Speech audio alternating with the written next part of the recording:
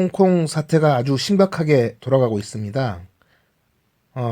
현재 사망자도 발생했고, 앞으로도 커다란 유혈 사태가 일어나서 홍콩 시민들의 희생이 커지지 않을까 매우 큰 우려가 있습니다. 오늘은 홍콩 사태의 역사적 배경이라든지, 홍콩에 대한 지식, 이런 것들을 좀, 넓혀보는 시간을 한번 가져보겠습니다. 먼저 역사적으로 보면 1840년 청나라와 영국이 아편 전쟁을 했습니다. 그 아편 전쟁이라는 것은 청나라가 세국 정책 비슷하게 무역을 제한하기 때문에 영국이 청나라에서 차를 수입하는 데 있어서 굉장히 많은 손해를 본다 이렇게 생각을 해서 인도에서 재배한 마약을 몰래 미수출을 하는데 그걸 청나라가 금지시킨 것을 문제 삼고 영국이 일으킨 전쟁입니다. 그래서 마약을 팔기 위해서 전쟁을 일으켰다. 이게 참 상식적으로 생각해 보면 말이 안 되는 얘기죠. 그래서 당시 영국 의회에서도 아니 마약을 팔기 위해서 전쟁을 한다. 이게 윤리적으로 말이 되느냐. 이게 정말 정당한 전쟁이냐 하는 것에 대한 논란이 있기도 했다고 합니다. 그러나 아무튼 아편 전쟁에서 영국이 승리하고 1차, 2차 아편 전쟁에서 승리하고 처음에는 홍콩 섬을 할양받았다가 나중에는 이제 구룡반도까지 할양받아서 현재의 홍콩이 생기게 된 겁니다. 그리고 나중에 반환하기로는 약정을 했죠. 나중에 99년 후에 반환하기로 약정은 해놓은 상태에서 홍콩 섬과 구룡반도를 할양받게 됩니다.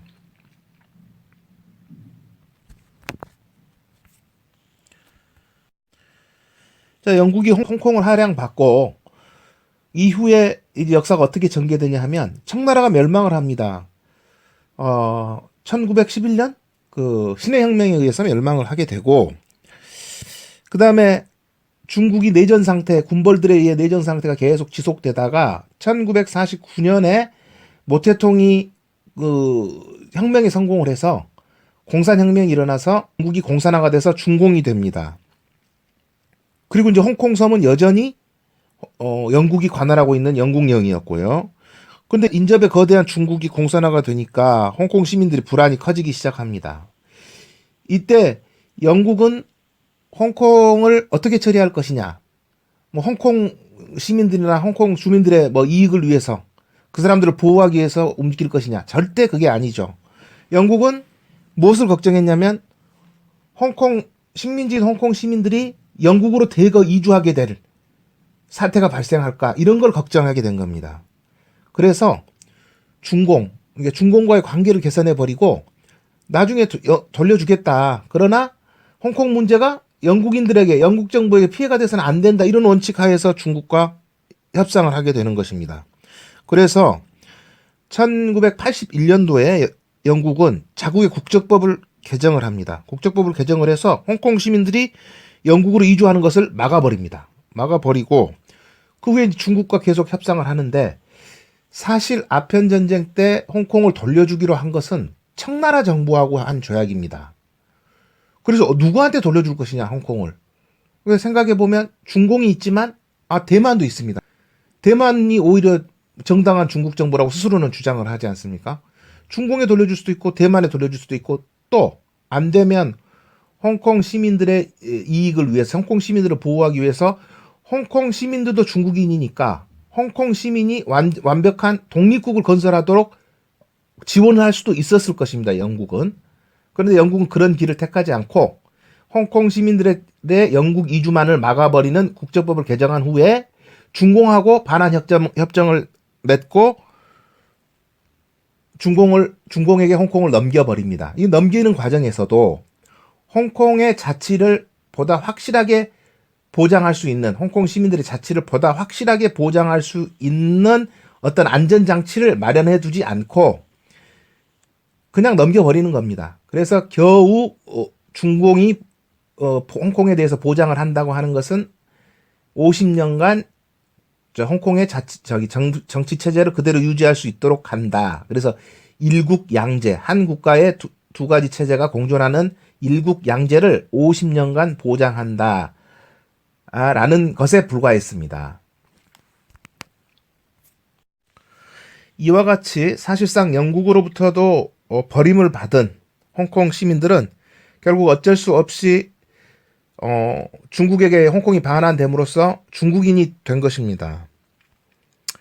그러나 홍콩이 기대할 수 있었던 것은 50년간은 홍콩이 자치적인 정치체제를 유지할 수 있다라는 보장이었는데 이것이 전혀 지켜지지 않게 된 것입니다. 어떤 것이냐면 홍콩 시민들은 총통 직선제를 원했습니다. 그럼 홍콩이 50년간은 자주적으로 홍콩 시민들이 정치적 결정에 의해서 정치체제를 유지할 수 있다고 한다면 홍콩 총통의 직선제도 사실은 홍콩 주민들이 결정할 수 있어야 되는데 이것을 그러니까 중국 정부가 교묘하게 반대를 해서 방해를 해서 결국 이게 좌절됩니다. 이것이 어떤 사태냐면 2014년 우산혁명입니다. 그 당시 홍콩 시민들이 총통 직선제를 강력하게 요구하면서 평화적으로 우산을 들고 시위를 했지만 결국 중국의 방해, 결국 일국 양제에 대한 중국의 약속 위반으로 결국 우산혁명이 좌절되게 된 것입니다. 그래서 현재의 홍콩 시위, 홍콩 사태에는 이러한 정치적 역사적 배경이 있는 것입니다. 그리고 이제 또 한 가지 경제적인 배경을 찾아본다면 홍콩은 1970년대, 80년대에 그 전 세계로 뻗어나간 화교들의 거점으로서 아시아에서는 굉장히 어마어마한 성장, 경제적 성장을 이루었습니다. 그래서 1970, 80년대에는 아시아의 부자 나라, 그러니까 아시아에서 가장 부유한 지역으로 인정받으면서 상당히 잘 사는 나라였습니다. 그러니까 지금 홍콩 시위를 주도하고 있는 젊은이들의 부모 세대는 아시아에서 상당히 잘 나가는 나라, 상당히 부유한 나라의 국민으로서 지위를 누리고 생활을 했던 것입니다. 그런데 홍콩이 중국에 양도된 이후에 어떤 문제가 발생하냐면 중국에서는 또 막대한 자금력으로 홍콩의 경제를 장악하게 됩니다. 그래서 결국 부동산 값만 중국에 이제 자금이 들어와서 홍콩에 부동산을 막 사들이기 시작하니까 부동산 값만 폭등을 합니다. 그러면 홍콩의 원주민이라고 할 수 있는 원래 홍콩 시민들은 주거 비용이 굉장히 올라가게 됩니다.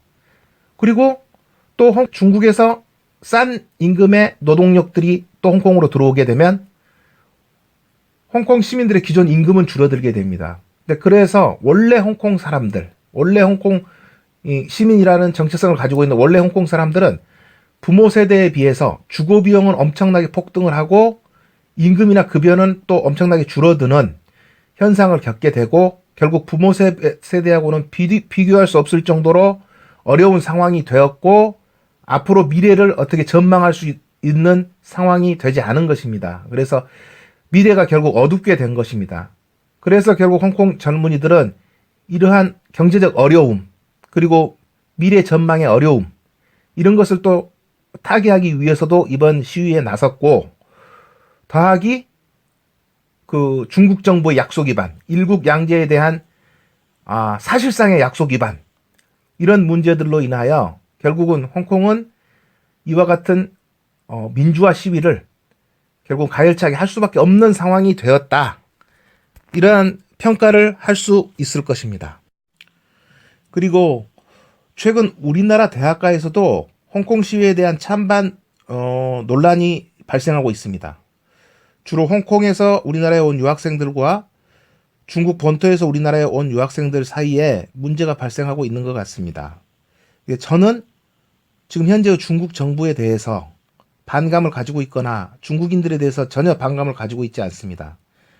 그런데 다만 문제 삼고 싶은 것은 홍콩 민주화 시위를 지지하는 대자보를 중국 본토에서 유학 온 학생들이 떼어냈다는 거, 훼손했다는 거 이런 것을 문제 삼고 싶습니다. 중국 본토에서 온 유학생들도 자신들의 주장이 있고 정당한 내용이 있으면 그 옆자리에다가 자신들의 주장을 대자보로 붙이면 될 것인데 왜 홍콩 유학생들이 적은 내용을 훼손하면서 표현의 자유를 억압하려고 하는 것인지 그 부분에 대해서는 문제를 삼지 않을 수 없습니다. 그래서 중국에서 온 유학생들도 이러한 행위, 즉 홍콩 시위를 지지하는 대자보를 훼손한다든가 하는 행위는 삼가해 주었으면 좋겠고, 다만 자신들이 정당한 주장이 있다면 그 주장을 홍보하는 방식으로 행동을 해 주었으면 좋겠다는 생각을 해봅니다. 자, 오늘은 최근 홍콩 사태의 역사적, 정치적, 경제적 배경에 대해서 간략하게 살펴보았습니다. 다음 시간에는 더 좋은 내용으로 찾아뵙겠습니다. 감사합니다.